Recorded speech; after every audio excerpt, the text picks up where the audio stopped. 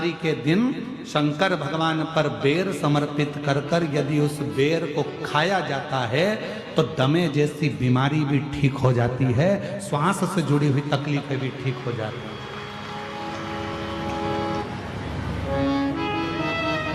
जिस व्यक्ति को चलने में हाँपड़ी भराती है, थोड़ी दूर चलकर बहुत तेज हाँपने लगता है, उसके दम भराने लगता है, सांस फूलने लगती है और उसको 10 जगह पर बैठना पड़ता है। किसी से बात करते करते उसको दम भरा जाती है, ठंड का समय है उसको दम भरा जाती है, सांस भरा जाती है, बोल नहीं पाता है, उसको बार बार उसके लंग्स इन्फेक्शन होने लगते हैं। उस व्यक्ति को शिवरात्रि के दिन शंकर भगवान पर एक बेर चढ़ाकर उस बेर को अवश्य खाना चाहिए।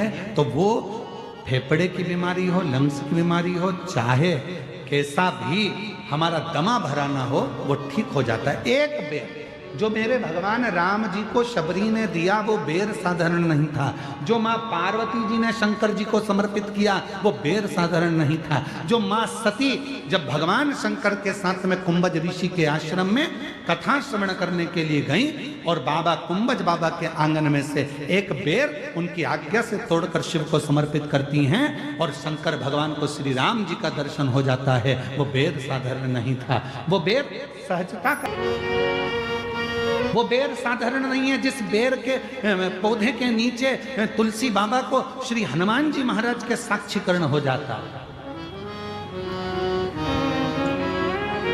जिस बेर की झाड़ी में भगवान राम के हनुमान जी का दर्शन हो जाता है, वो बेर साधारण नहीं।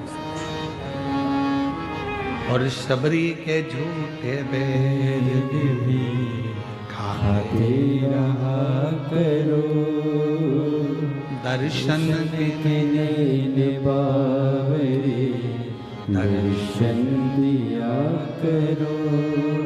तो कभी कभी तो हमको लगता है कि शंकर भगवान, कभी कभी हमको लगता है भगवान श्री राम जी और मेरे भोलेनाथ जी, ये दोनों आदिवासी और वनवासियों से इतना प्यार करते हैं कि इनके बिना एक मिनट नहीं रह पाते, इसलिए इनका बेर उनको अति प्रिय लगता है, इसलिए उनको बेर की प्रियता है।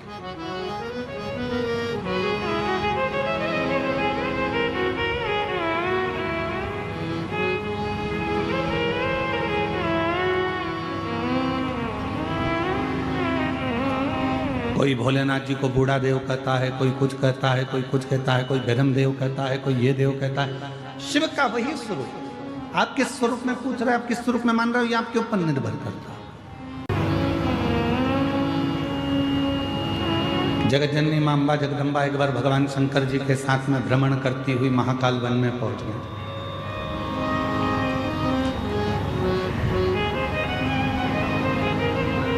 पार्वती मैया शिव जी के साथ में नंदी पर सवार होकर जब महाकाल वन में पहुंची और भ्रमण कर रही थी,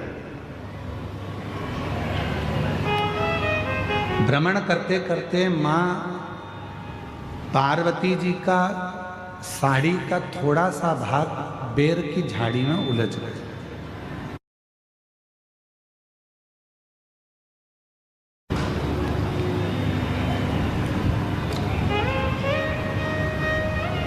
और बेर की झाड़ी में माँ पार्वती जी का जब साड़ी का भाग उलझा, पार्वती मैया उसको सुलझाने लगी और देवाधिदेव महादेव थोड़ा सा आगे निकल गए। पार्वती मैया बेर की झाड़ी से अपने पल्लू को सुलझाकर वापिस शिव जी के पास आ गई और उनके चरण पकड़कर महाकाल वन में माँ पार्वती जी शंकर जी के पास बैठ गए। बाबा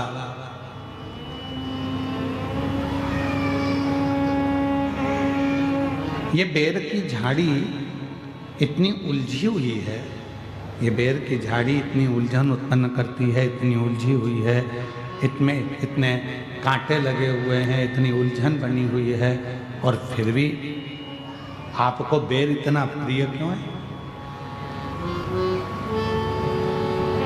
आपको ये बेर इतनी प्रियता क्यों है?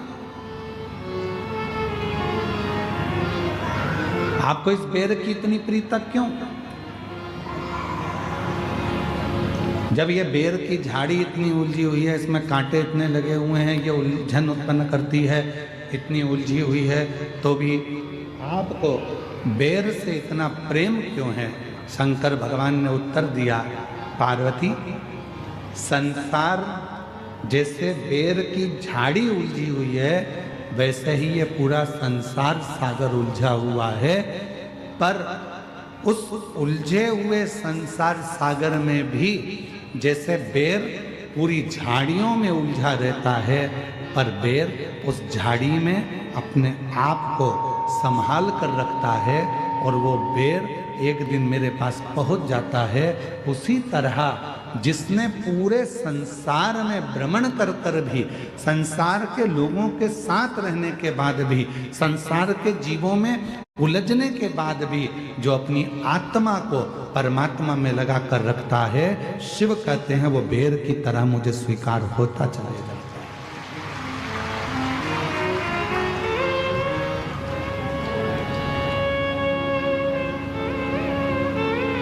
आप सब तो छत्तीसगढ़ के रहनिवासी हो, राम जी के नाना जी के घर से हो, तो आप लोगों को तो मालूम होगा माँ शबरी अम्बा के दरवाजे पर जब भगवान श्री राम पहुंचे थे तो माँ शबरी अम्बा ने राम जी को क्या खाने को दिया था?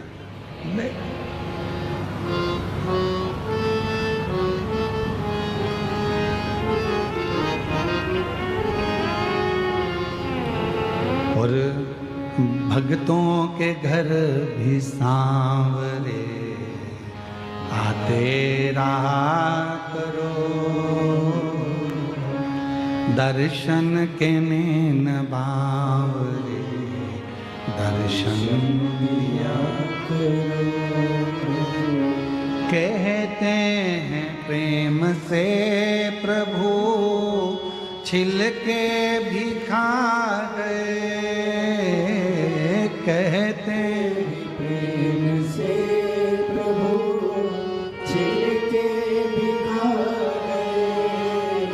हो कहते हैं प्रेम से प्रभु छिलके भी खा गए, कहते हैं प्रेम से प्रभु छिलके भी खा गए।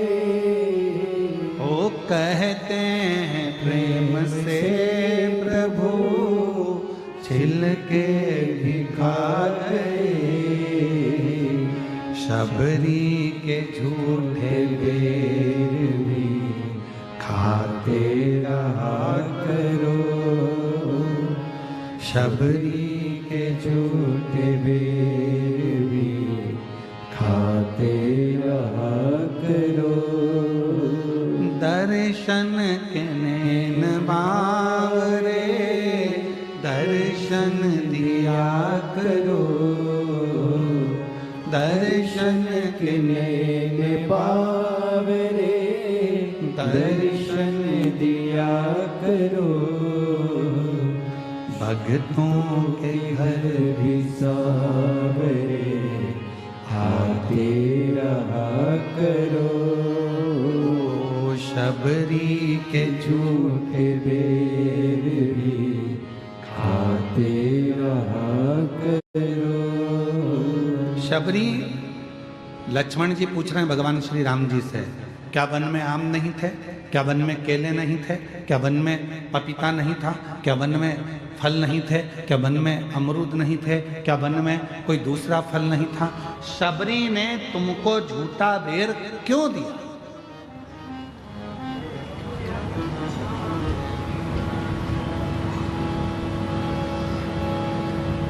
क्या वन में कोई दूसरा फल नहीं था? वन में तो केले भी मिल जाते, अमरूद भी मिल जाते, आम भी मिल जाते, दुनिया के सारे फल मिल जाते, फिर शबरी बेर क्यों दे रही है तुमको? लक्ष्मण जी को थोड़ा सा गुस्सा आया, उन्होंने कहा ये मुझे ठीक नहीं लगा कि सारे फल छोड़कर शबरी तुमको बेर दे रही है।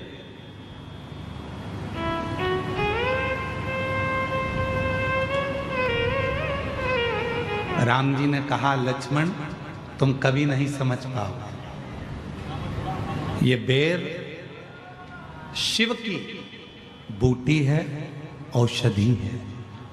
शबरी लंका में चढ़ाई से पहले आपको और हमको बेर इसलिए खिलाना चाहती है, अगर ये वो कहते हैं ना कि ये कोरोना का इंजेक्शन पहले ही लग जाता तो आधे से ज़्यादा लोग बीमार ही नहीं पड़ते। ये अगर वो कहते हैं पोलियो की दवाई पहले पी लो तो शरीर में पोलियो नहीं होता है, टिटनेस का इंजेक्शन पहले लगवा लो तो फिर लोहे से जुड़ी कोई प्रॉब्लम खड़ी नहीं होती है, कोई बीमारी नहीं आती है। उसी तरह ये अगर थोड़ी सी बेर रूपी औषधि शिव की हमको प्राप्त हो गई तो समझ लो कि आगे चलकर हम रोग से ग्रसित नहीं होगा, रोग से नहीं। तो शबरी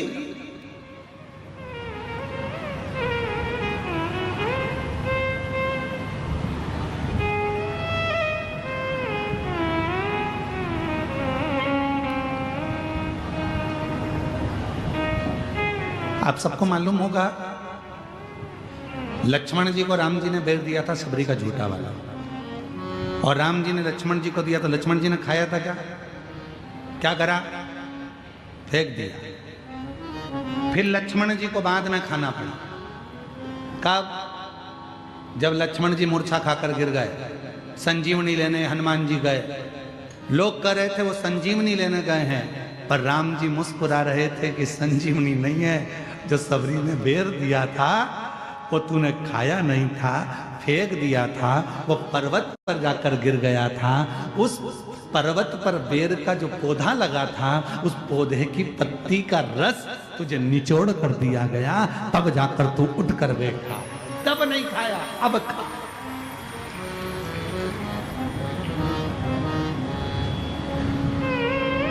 तो तब ग्रहण नहीं कर पाया, अब ग्रहण कर। तो लक्ष्मण जी कह रहे हैं प्रभु ये बेर ही क्यों दिया? केला दे देती, फल दे देती, आम दे देती, पपीता दे देती, सेब दे देती, अंगूर दे देती, कुछ भी दे देती, पर ये क्यों दिया बेर? तब राम जी ने कहा ये शंकर की बूटी है और ये बूटी कोई साधारण नहीं होती। आज भी हमारे शास्त्र कहते हैं महाराज, अगर शिवरात्रि के दिन शंकर भगवान पर बेर समर्पित कर कर यदि उस बेर को खाया जाता है तो दमे जैसी बीमारी भी ठीक हो जाती है, श्वास से जुड़ी हुई तकलीफें भी ठीक हो जाती है। शिव कथा कर लक्ष्मण जी ने पूछा भगवान श्री राम जी से, शबरी अम्बा को बहुत सारे फल मिल जाते पर शबरी अम्बा ने बेर ही क्यों ला कर दिया?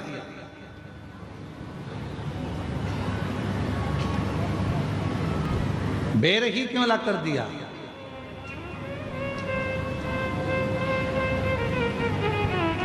भगवान राम जी मुस्कुरा कर बोले, शबरी अम्बा बहुत समझदार है, उसको मालूम है शबरी बोलना नहीं जानती है, स्तुति करना नहीं जानती है, आराधना साधना करना नहीं जानती है, बहुत मंत्र नहीं जानती है, इसलिए उसने बेर लाकर दे दिए।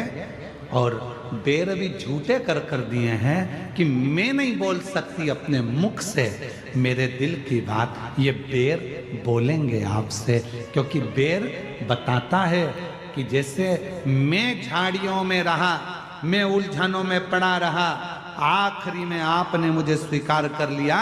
शबरी कह नहीं सकती ये बात, पर वो बेर देकर शबरी कहना चाहती है कि मैं संसार की उलझनों में पड़ी रही, अब आप मुझे अपने चरणों में स्वीकार कर लीजिए, अब आप मुझे अपने चरणों में ले लीजिए। ये बेर के माध्यम से, ये कपूर के माध्यम से शबरी कह नहीं पा रही है। कई कई माताओं की आदत होती है बोल नहीं सकते। अभी हम कल बारसूर गए थे यहाँ पास के गांव में, तो वहाँ आदिवासी वनवासी क्षेत्र की मेरी जीजियों से बातचीत हो रही थी। तो इतने में एक जगह पर हम लोग रुके, वहाँ कोई वनवासी बहन सामने खड़ी हुई थी, तो उसके सामने किसी कैमरे वाले ने जैसे ही अपना माइक लगाया, जीजी आप बोलो, आपको कैसा लग रहा है? तो वो तुरंत अपना मुंह फेरी और चली गई, कुछ बोली नहीं। मतलब आज भी ये क्षेत्र, बस्तर क्षेत्र का आज भी वनवासी आदिवासी इतना पवित्रता का जीवन जी रहा है कि तुम्हारी आज की भाग दौड़ से वो बिल्कुल अलग है और अपनी जिंदगी को सात्विकता के साथ जी रहा है। उसे मतलब नहीं है तुम्हारे यहाँ कितने फ्रिज हैं, उसको तो पानी का मटका भला है। उसको मतलब नहीं है कि तुम्हारे यहाँ कितनी वॉशिंग मशीन है, उसको तो हाथ का सिलवट्टा अच्छा लग रहा है। उसको मतलब नहीं है कि तुम्हारा 4 मंजिला मकान कैसा है, उसको तो अपना झोपड़ा आनंद दे रहा है। उसको मतलब नहीं है कि तुम्हारे यहाँ कितने कालीन बिछे हैं, उसको तो दरी फटी हुई उस पर सोने में उसको आनंद मिल रहा है। आपको बीपी और शुगर की गोलियां खाना पड़ रही है, उसको शुगर और बीपी की गोलियां नहीं, उसको तो भगवान की अविरल भक्ति से वो स्वयं कैसा भी पानी पी ले, खड्डे में भरा हुआ पानी, मटके का पानी, कुएं का पानी, हेडपंप का पानी और ना जाने कितने दिन का किसी खड्डे में पानी भरा है, वो भी अगर पानी नहीं मिलता तो भर कर ले आती है, अपने बच्चों को पिलाती है, खुद भी पीती है और बीमार नहीं पड़ती। क्यों? क्योंकि उसकी रखवाली करने वाला वो भैरम देव, उसकी रखवाली करने वाला बूढ़ा देव, उसकी रखवाली करने वाला मेरा महादेव साक्षी में खड़ा है।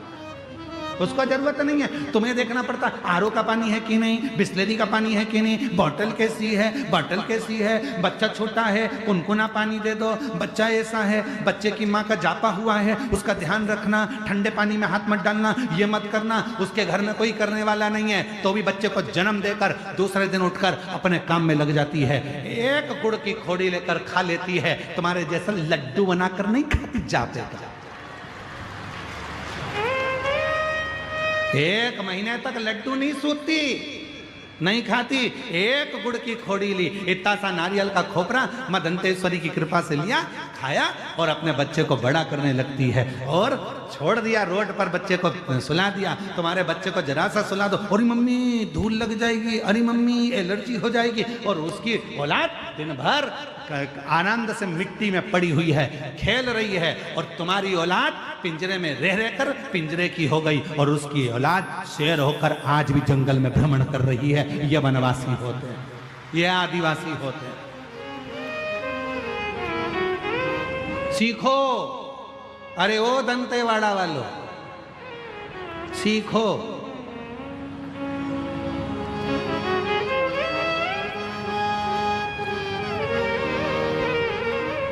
किसके सहारे जी रहा है? जंगल में पड़े हैं, तुम्हारे घर में जरा सा काकरोच आ जाए तो तुम ऊपर नीचे, एक छुपकली दिख जाए तो यहाँ वहां हो जाओ, उसके घर में रोज के सांप बिच्छू घुस जाते हैं तो भी वो किसके भरोसे जी रही? हम तो बाबा के भरोसे चलते हैं। वो अपने बाबा के भरोसे जी रही है। उस परमात्मा ने अगर पृथ्वी पर भेजा है, उस परमात्मा ने हमको जन्म दिया है तो वो संभाल लेगा, उसको टेंशन नहीं है। वो टेंशन में नहीं, वो मेंशन में जीती है, अपनी जिंदगी को अलमस्त होकर जीती है।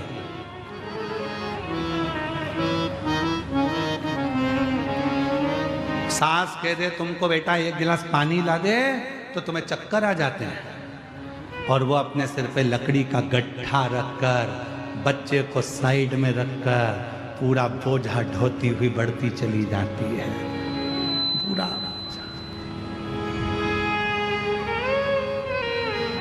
और एक हमसे हमारा घर नहीं समझ रहा। क्या मस्त की जिंदगी है जी। मेरे वनवासी आदिवासी क्षेत्र के जितने मेरे बहन भाई हैं, उन सभी को पवित्र चरणों को नमन करता हूं कि आप अपने संस्कारों को नहीं भूले हो और आप अपनी भारत माता की सभ्यता को नहीं भूले हो, आप अपने सनातन को नहीं भूले हो। बस इनको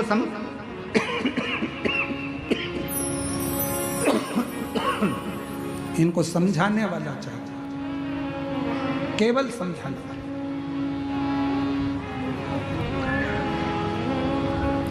दूसरे धर्म के लोग इनसे लाभ उठा, दूसरे धर्म के लोग इनसे फायदा उठा रहे।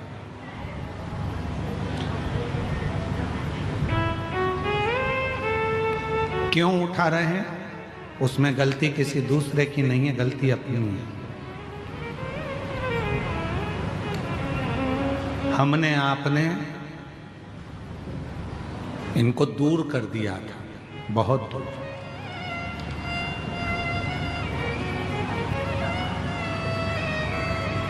आज लोग कहते हैं हम घर वापसी करा रहे हैं। आज लोग कह रहे हैं हम घर वापसी करा रहे हैं। हम उनसे पूछना चाहते हैं ये गए क्यों थे? पहले उस बात को सामने लाओ, अपने आप को सुधारो। घर वापसी कराओ, मना नहीं है, पर आगे से याद रखना, इनको अपना बना कर रखना कि फिर वापस इनको घर वापसी की जरूरत ना पड़ जाए। इनको उतना प्रेम, उतनी वात्सल्यता, उतनी करुणता दीजिए, उतनी करुणता।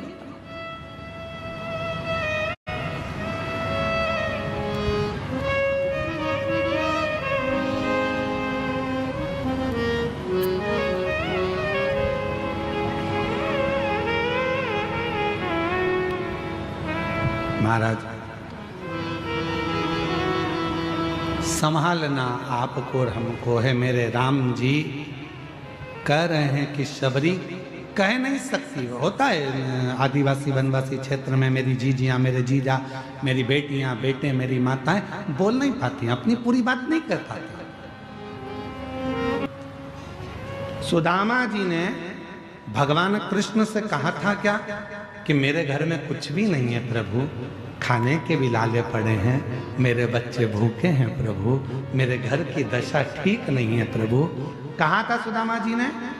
जम के बोलो जरा। नहीं था। फिर भगवान को कैसे मालूम पड़ा कि इसकी दशा ऐसी है? कब? जब सुदामा जी की पत्नी सुशीला पड़ोसी के घर से चावल मांग कर लाई, तंदूल लेकर आई। वो तंदूल को अपने साड़ी के पल्लू में फाड़ कर उसमें रख कर जब पति को बांध कर दे दिया गया और वो लेकर गया पति, और पति ने जब तंदूल को निकाला, उस तंदूल के दाने को देख रहे थे, और तंदूल फांकने के बाद जो साड़ी का पल्लू था उस पल्लू को देखा तो भगवान ने दशा जान ली कि सुदामा के घर की दशा क्या है। उस तरह से समझ में आता है।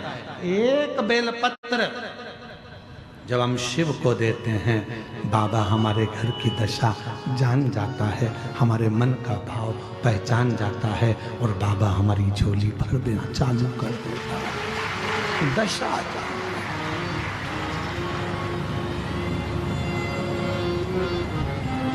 बहुत दिन हो गए भोले से बिछड़े, बहुत दिन हो गए नहीं हो गए, बहुत दिन हो भोले से बिछड़े। बहुत समय हो गया, बहुत बिछड़े।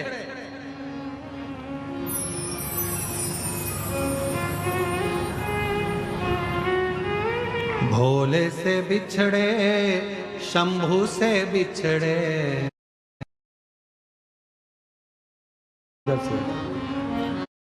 सब कुछ तेरा। मेरे घर में संतान नहीं है,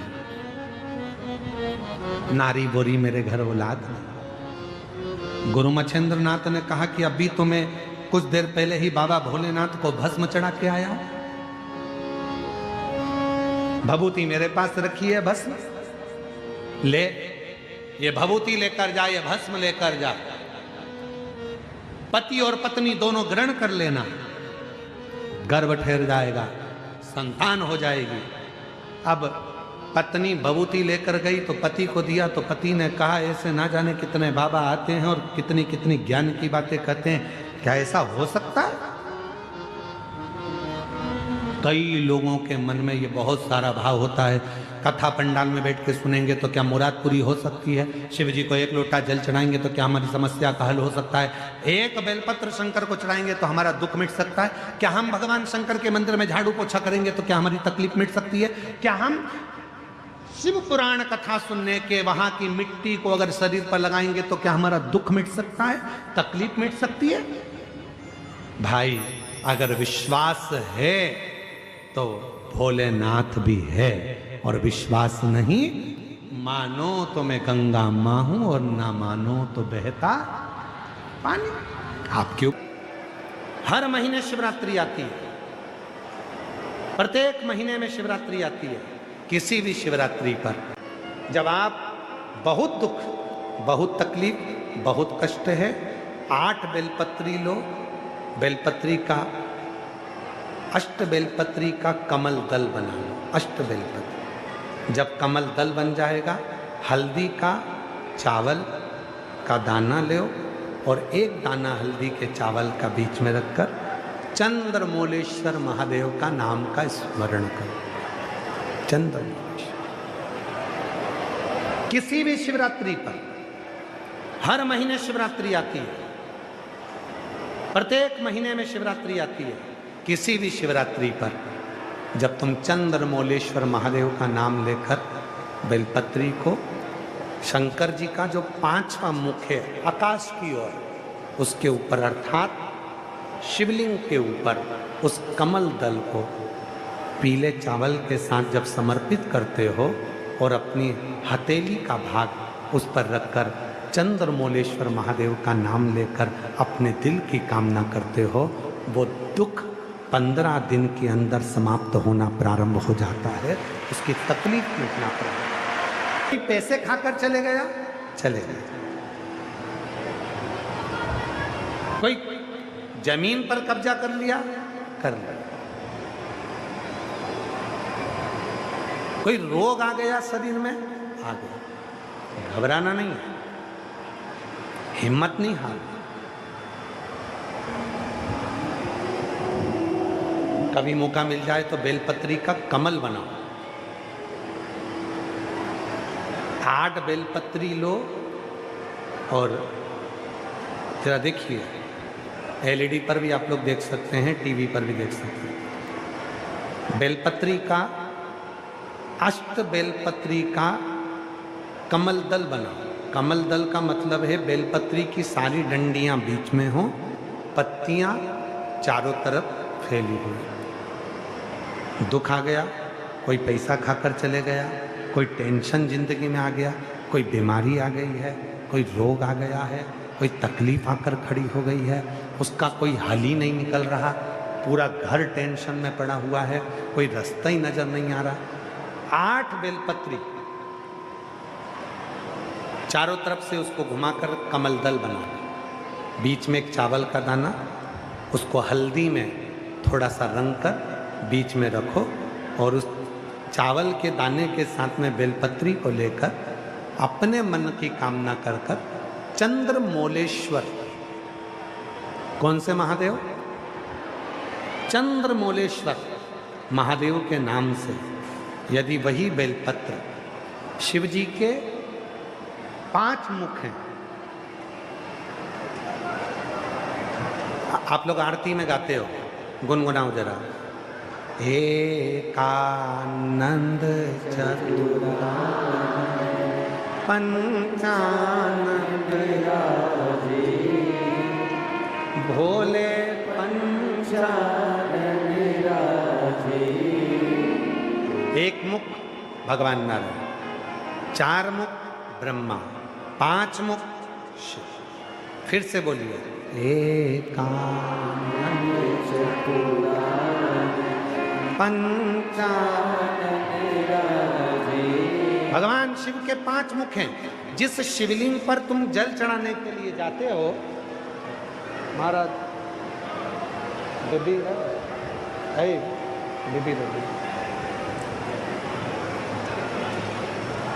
जिन शिव जी को तुम जल चढ़ाने के लिए जाते हो, शंकर जी को जल चढ़ाने के लिए जाते हो, तो तुम दर्शन करते हो। ध्यान देना, जैसे ये शिवलिंग है, ये जलाधारी है।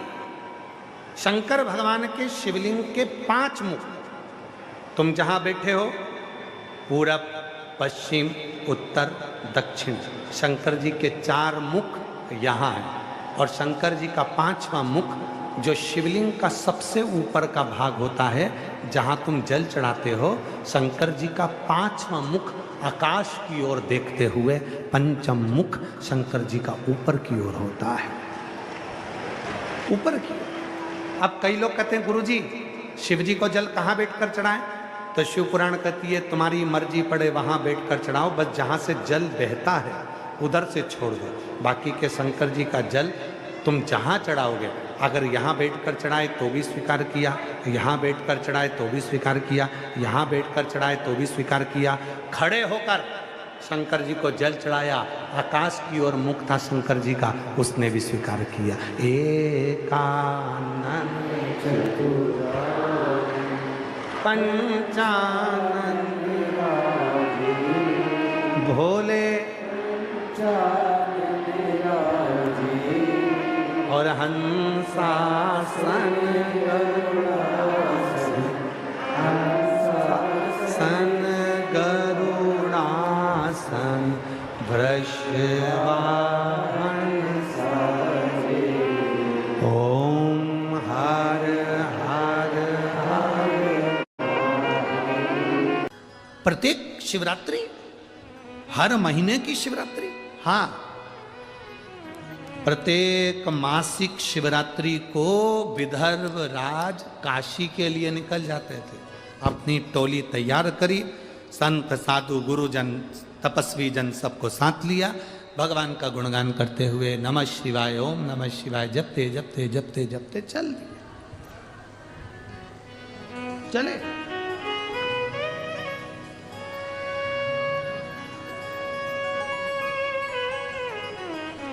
अब विदर्भराज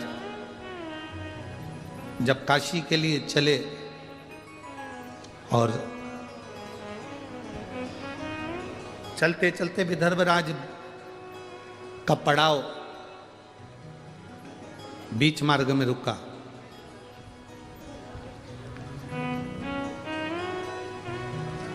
आज विदर्भराज को नहीं मालूम था कि मेरा पड़ाव जहां पर रुका है ये कौंडल्य मुनि का आश्रम है।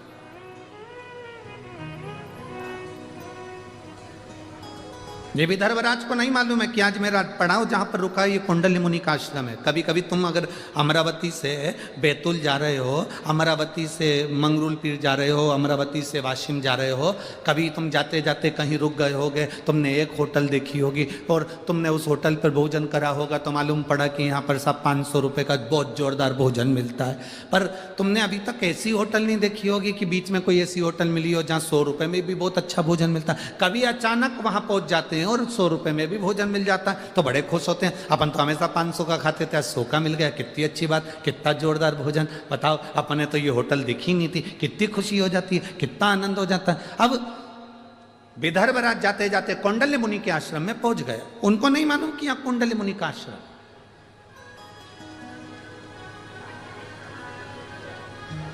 उनके स्मरण में है ही नहीं। शिव महापुराण का पार्वती खंड कहता है, चलते चलते गाड़ी में बैठे बैठे, आपके साथ भी हुआ होगा और हमारे साथ भी हुआ है। गाड़ी में चलते चलते, बैठे बैठे, बस में चलते चलते अचानक तुम कुछ काम कर रही थी, बस में बैठी हुई थी, कुछ अपना झोला निकाल रही थी, बाहर हाथ खिड़की पे रख के ताक रही थी। इतनी देर में किसी पेड़ के नीचे कोई शिवलिंग रखा हुआ दिख गया या कोई मंदिर तुम्हें नजर आ गया और तुमने उसको ध्यान लगाकर देखा, शिवलिंग को ध्यान लगाकर देखा, स्मरण में आया। शिव महापुराण का पार्वती खंड कहता है, जब अचानक किसी शिवलिंग पर तुम्हारी दृष्टि चली जाए और एक क्षण के लिए तुम उस शिवलिंग के बारे में सोचने लगो तो कहते हैं कि 12 ज्योतिर्लिंग के दर्शन का फल उसी क्षण प्राप्त हो जाए, उसी क्षण, उसी घड़ी, उसी पल।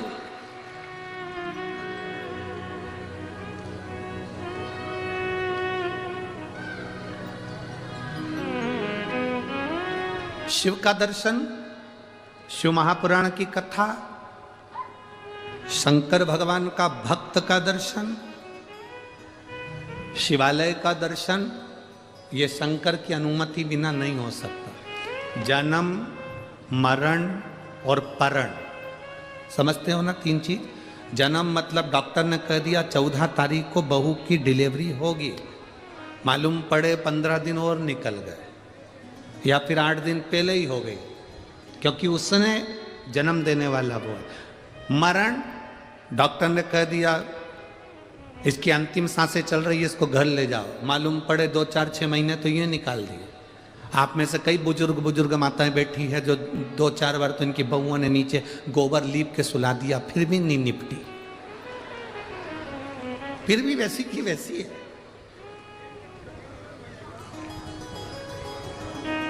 और कई ये लोग ऐसे थे जिनका सोचा ही नहीं था कि इसको कोई बीमारी होगी, इसको कोई तकलीफ होगी, इसको कोई कष्ट होगा, और सुनने को मिल गया, बेचारा मर गया, उसके प्राण छूट गए। मरण, जन्म उसके हाथ में, मरण उसके हाथ में, और परण मतलब विवाह, शादी। किससे होना है? कितनी पत्रिका देखी, यहाँ जितनी मेरी बेटियां बैठी हैं, जितनी मेरी जीजियां बैठी हैं, मेरी बहनें जितनी बैठी हुई हैं, मेरी माताएं जितनी बैठी हुई हैं, आपके लिए कितने लड़के देखे होंगे? ईमानदारी से बता, तुम खुद दिल पे हाथ रख के बोलो कि तुम्हारे लिए कितना लड़का देखा, पर तुम्हारी किस्मत में यही भेरू लिखा था। कितना देखा, कितना ढूंढा।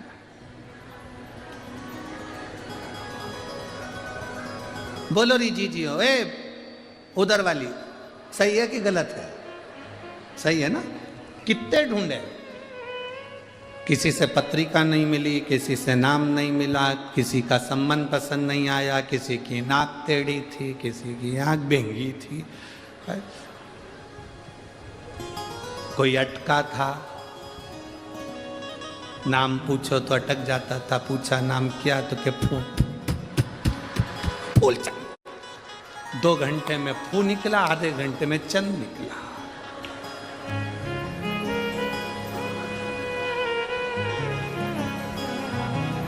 तो बहुत आफत है इन लोगों से बचा। एक बार ग्वालियर में कथा थी, बहुत पहले की बात है, बहुत पहले, लगभग 23-24 साल पहले की बात होगी। उस समय ग्वालियर में तांगे चलते थे, घोड़ा गाड़ी, ग्वालियर में चलते थे घोड़ा गाड़ी। हम गए थे कथा करने के लिए जाखेटिया फैमिली में, और मेडिकल वाले जाखेटिया जी की यहाँ कथा थी। हमने कहा जाखेटिया जी तुम्हारे यहाँ पर एक मंदिर अच्छा है, उसका दर्शन करने जाएंगे। जैसे हमने कल उनसे कह दिया विधायक जी से कि आपके यहाँ मंदिर अच्छा है, हम दर्शन करने जाएंगे, तो उनने तो कह दिया। अब इस समय तो गाड़ियाँ चलती तो वो गाड़ियाँ लगा देंगे। उस समय तो हमने कहा जाखेटिया जी दर्शन करने जाएंगे, तो वो बोले गुरु जी गाड़ी लगवा दें। हमने कहा गाड़ी रहने दो, हमारी भी तो बुद्धि फिर गई थी। हमने कहा तुम्हारी वो घोड़ा गाड़ी लगवा दो, तांगा। अच्छा, उस दिन से तांगे में बैठने में थोड़ा सा डर भी लगता है। हम जब शुरू में आए थे ना, ये अमरावती में, अभी कथा चालू हुई उसके 1 दिन पहले हम जब यहाँ पहुँचे, तो हमारे विधायक महोदय ने भी हमारे लिए वो घोड़ा गाड़ी लगाई थी। अब हमारी तो जान दुख है,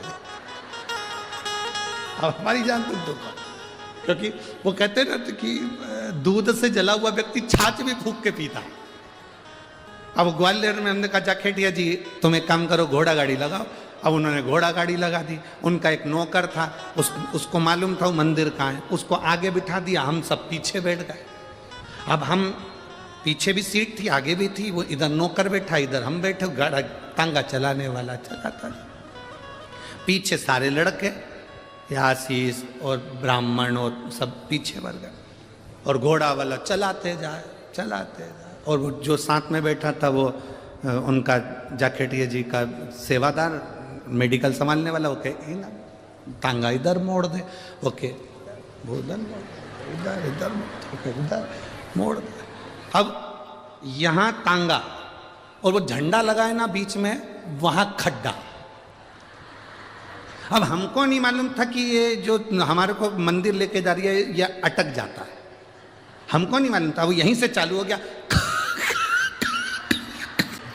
हम सोचे खांसी आ रही है। अब हमको क्या मालूम था कि हुआ क्या इसको। हम पीछे बोल रहे पानी लाए हो, तो क्या नहीं लाए, तो ये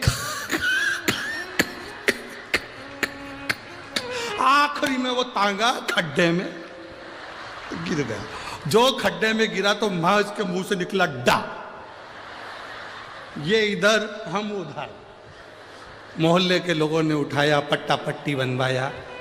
कभी आपको मौका लगे तो वो कथा भी YouTube पे डली होगी, जिसमें हम हाथ में पट्टा बांध के कथा वाच रहे थे। 3रे दिन की कथा थी। अब पट्टा पट्टी बांध के जाखेटिया जी के यहाँ पहुंचे। उन्होंने कहा गुरुजी ये क्या? हमने कहा कुछ नहीं, ये खाओ इधर डा। ऐसा तुमने आदमी भेजा कि वो अटक गया यहाँ से, वो पोछा मांडा निकला। जाखेटिया जी बोले गलती हो गई गुरु। हमने कोई गलती वाली बात नहीं, हमें क्या मालूम था कि बहुत दूर तक खड्डा चलता है, हमें स्मरण नहीं था।